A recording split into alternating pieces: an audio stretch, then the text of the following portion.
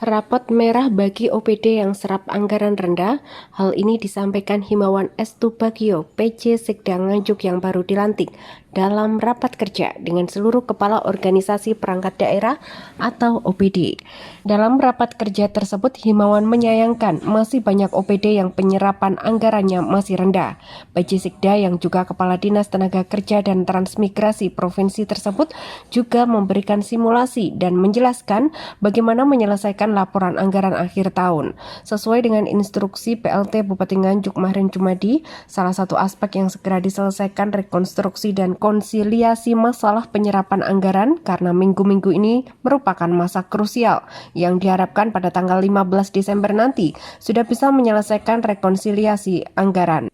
Hari ini saya perdana nyari itu perdana untuk rapat koordinasi dengan semua kepala OPD.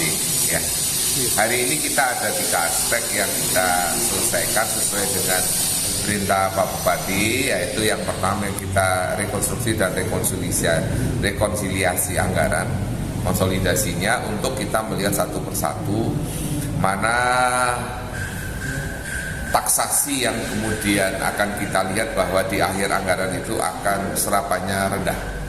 Nah, kita lihat nanti tadi beberapa OPD sudah kita buat dan kita simulasikan bagaimana menyelesaikan dan yang lain menyesuaikan. Ada 2 yang kita pilih di soal anggaran itu adalah anggaran yang kaitannya belanja langsung dan belanja tidak.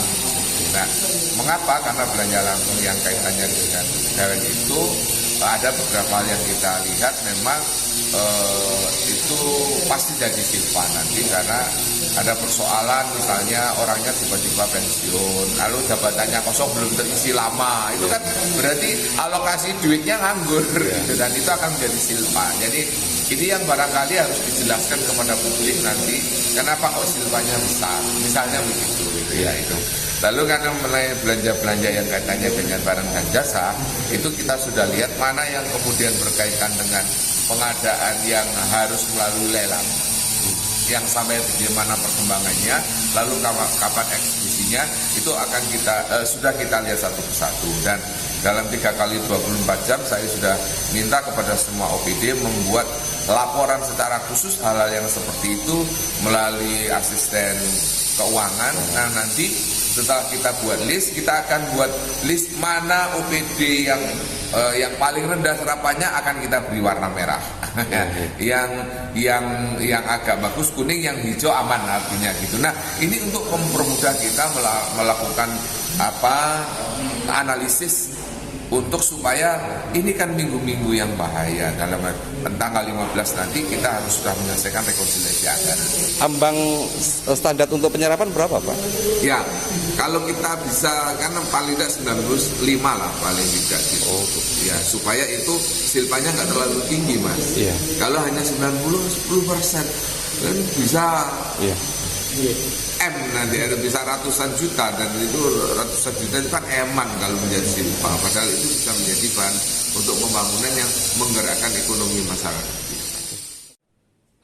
Himawan mengharapkan penyerapan anggaran mencapai 90 hingga 95% karena bisa menggerakkan pembangunan yang nantinya akan menggerakkan perekonomian warga Nganjuk. Dari Nganjuk, Bagus Radian melaporkan.